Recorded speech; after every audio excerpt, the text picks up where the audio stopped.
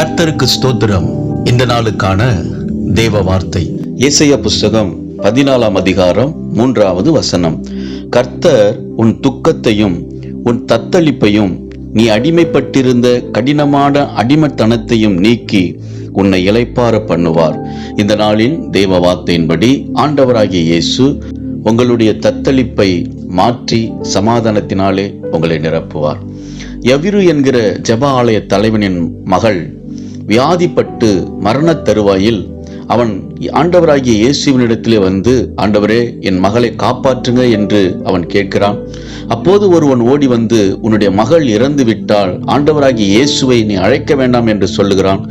அவன் அந்த நேரத்தில் துக்கத்தையும் தத்தளிப்பையும் ஆண்டவராகிய இயேசு பார்த்து, விசுவாசமாயிரு என்று சொல்லி அவனை அழைத்து கொண்டு அவன் வீட்டுக்கு சென்று மரித்த அவளுடைய மகளை ஆண்டவர் உயிரோடு எழுப்பினார். அன்பானவர்களே, உங்க வாழ்க்கையிலும் துக்கத்தோடு தத்தளிப்போடு நீங்க இருக்கிறீர்களா? ஆண்டவராகிய இயேசுவை நோக்கி கூப்பிடுங்கள், விசுவாசத்தோடு அவரை தேடுங்கள். அவர் உங்க தத்தளிப்பின் பாத்திரத்தை உங்களிலிருந்து நீக்கி உங்களை சமாதானத்தினாலும் சந்தோஷத்தினாலும் நிரப்புவார்.